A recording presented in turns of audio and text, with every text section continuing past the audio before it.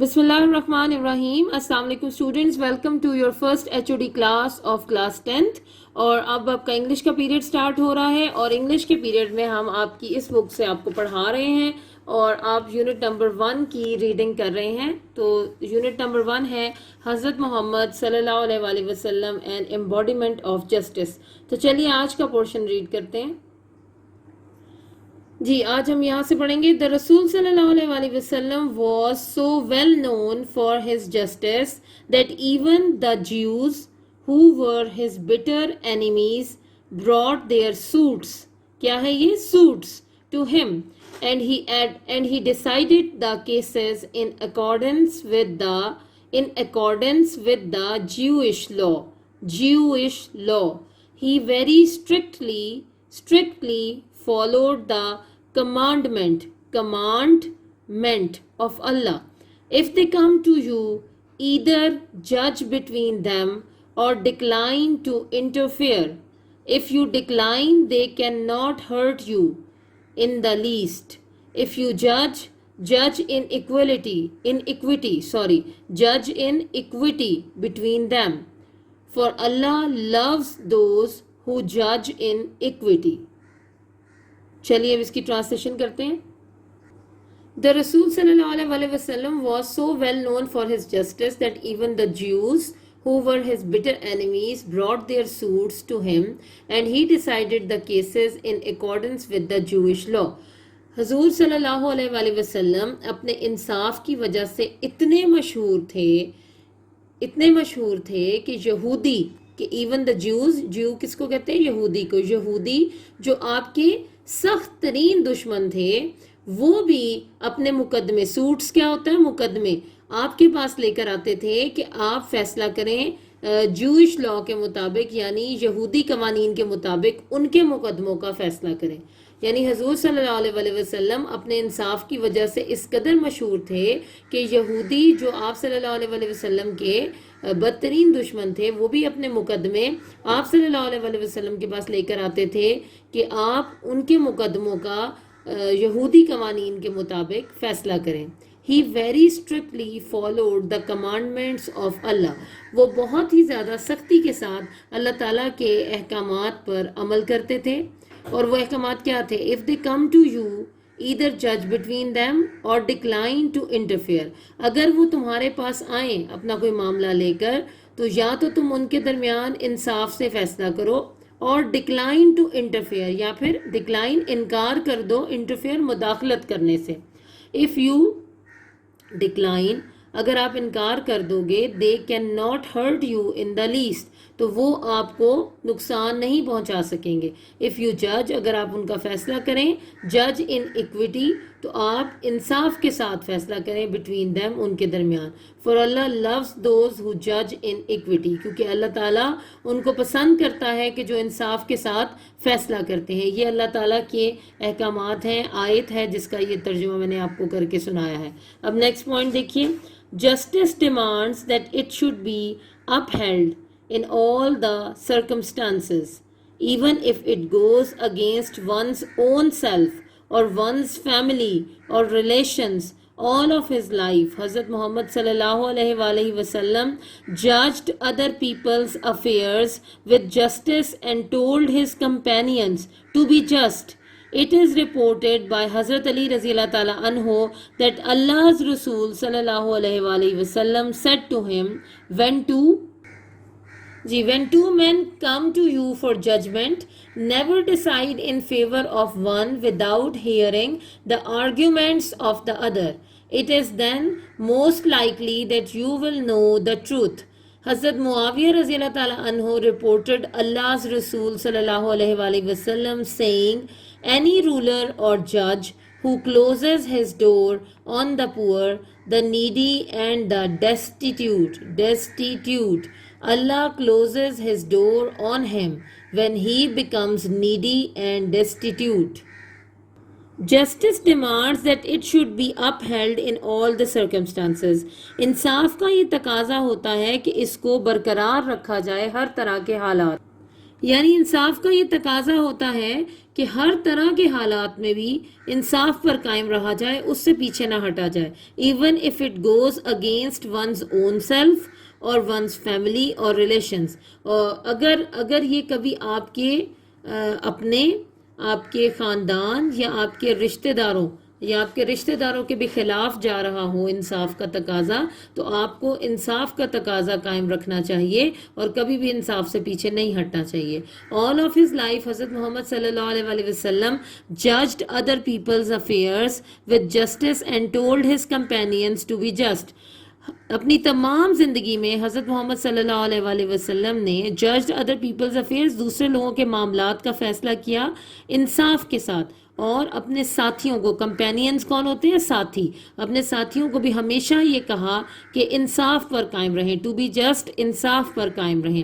It is reported by حضرت علی رضی اللہ تعالیٰ عنہ دیٹ اللہ's رسول صلی اللہ علیہ وآلہ وسلم said to him, یہ بتایا جاتا ہے کہ حضرت علی رضی اللہ تعالیٰ عنہ نے یہ کہا کہ اللہ کے رسول صلی اللہ علیہ وآلہ وسلم نے ان سے کہا, when two men come to you for judgment, اگر تمہارے پاس کبھی دو لوگ آئیں فیصلے کے لیے, never decide in favor of one without hearing the arguments of the other, کبھی بھی کسی ایک کے حق میں فیصلہ نہ کرو دوسرے کی دلیل یا آرگومنٹس, دلیل سنے بغیر. It is then most likely that you will know the truth, اور اس میں یہ بہت حد تک آپ کو پتہ چل جائے گا کہ سچ کیا ہے. جب آپ دونوں طرف کے دلائل سنیں گے تو آپ کو پتہ چل جائے گا کہ سچ کیا ہے. حضرت معاویہ رضی اللہ تعالیٰ عنہ رپورٹڈ اللہ's رسول صلی اللہ علیہ وآلہ وسلم saying, حضرت معاویہ رضی اللہ تعالیٰ عنہ سے یہ روایت ہے کہ یا انہوں نے یہ بتایا کہ اللہ کے رسول صلی اللہ علیہ وآلہ وسلم یہ کہہ رہے تھے, any ruler or judge who closes his door on the poor, کوئی بھی حکمران یا منصف, آپ کہہ لیں منصف جج جو ہوتا ہے, who closes his door on the poor, جو کسی غریب پر اپنا دروازہ بند کر لیتا ہے, the needy, کسی غریب پر, کسی needy ضرورت مند پر, and the destitute, بے سہارا, جس کے پاس کچھ بھی نہ رہا ہو, اس بندے پر, ایسے لوگوں پر اپنا دروازہ بند کر لیتا ہے جو بے سہارا ہوں, ضرورت مند ہوں, غریب ہوں, اور وہ بادشاہ ہو, حکمران ہو یا منصف ہو. اللہ کلوزز ہز ڈور, اللہ اپنا دروازہ بند کر لیتا ہے آن ہم, اس طرح کے انسان پر, when he becomes needy and destitute, جب وہ ضرورت مند اور بے سہارا ہوتا ہے. یعنی اگر کوئی ایسا انسان جو پاور میں ہو, جس کے پاس اختیارات ہوں, اور وہ کسی غریب, بے سہارا اور ضرورت مند پر اپنا دروازہ بند کر لے, اس کی مدد نہ کرے, تو جب اس کو ضرورت ہوتی ہے مدد کی یا وہ بے سہارا ہوتا ہے, تو اللہ تعالیٰ پھر اس پر اپنا دروازہ بند کر لیتا ہے. تو اسٹوڈنٹس, یہاں تک آپ کی ڈے 8 کی ریڈنگ کمپلیٹ ہو گئی. اب اس سے ریلیونٹ میں آپ کو کوسچن آنسرز پڑھاتی ہوں. جی اسٹوڈنٹس, اپنے نوٹس نکال لیجئے. جی اسٹوڈنٹس, ہم یہ کوسچن نمبر 5 آج پڑھیں گے. پہلے, what made non Muslims bring their suits to the holy prophet صلی اللہ علیہ وآلہ وسلم؟ Answer is even the non Muslims, اور مسلمس کا یا نان مسلمس میں بھی مسلمس کا ایم ہمیشہ کیپٹل ہوگا. Even the non-Muslims believed that the Holy Prophet sallallahu alaihi wasallam was a fair and just ruler. So they used to bring their suits to him for decision. اس کے بعد ہم پڑھیں گے یہ last میں جو 2 سوال ہے, کوسچن نمبر 9 and 10 آج کے دن پر ڈے 8 پر. Why did non-Muslims trust the Holy Prophet sallallahu alaihi wasallam? Even the non-believers trusted in the justice of the Holy Prophet sallallahu alaihi wasallam. Students, اس کا آنسر کمپلیٹ نہیں تھا تو میں نے اس کو خود لکھا ہے, آپ دیکھیے. Even the non believers trusted in the justice of the holy prophet صلی اللہ علیہ وآلہ وسلم. آگے آپ یہاں سے دیکھ کے لکھ لیجیے, because he decided all the cases on merit regardless of colour, creed اور ریس. ٹھیک ہے, یہ آپ کے کوسچن نمبر 9 کا آنسر ہو جائے گا. اور اس کے بعد ہم اگلا کوسچن یہ پڑھیں گے, what advice did the holy prophet صلی اللہ علیہ وآلہ وسلم گیو ٹو حضرت علی رضی اللہ تعالیٰ عنہ؟ دا ہولی پروفٹ ایڈوائزڈ حضرت علی, when 2 men come to you for judgment, never decide in favor of one without hearing the arguments of the other. یہ انورٹڈ کاماز میں اس لیے ہے کہ یہ ایز اٹ از ان کے ورڈز لکھے ہیں, تو یہ پھر اگر آپ نے انورٹڈ کاماز میں لکھنا ہے تو پھر ایسے ہی بالکل صحیح لکھنا ہوگا آپ نے جو انہوں نے کہا تھا.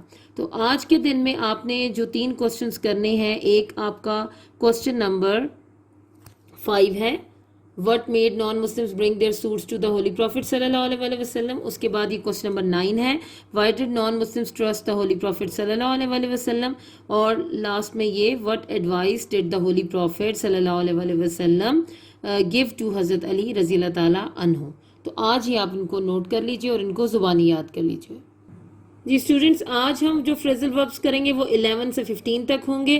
پہلا ہے assure of, یعنی یقین دلانا. I assure you of the best result. aware of, واقف ہونا یا باخبر ہونا. I am not aware of everything. beg for, مانگنا. do not beg for money. believe in, یقین. I believe in God, یا اللہ. belong to, تعلق رکھنا. she belongs to a poor family. تو یہ آج کے دن میں آپ نے یہ والے 5, 11, 12, 13, 14, 15 یہ آپ نے 5 آج کے دن میں phrasal verbs اپنی انگلش کی نوٹ بکس پر نوٹ کرنے ہیں, اور ان کو آپ نے ان کے میننگس بھی نوٹ کرنے ہیں, سینٹینسز بھی, اور ان کو زبانی یاد کر لینا ہے. یہ اوورآل آپ کے پڑھائی کا آج 8واں دن, اور اسلامیات اختیاری کی پڑھائی کا جو ہے یہ 3را دن ہے. جی یہ حدیث نمبر 13. اس کے پہلے ہم دیکھیں گے مشکل الفاظ جن کو لغات کہتے ہیں. لیسا, نہیں. لم یرحم, رحم نہیں کھایا.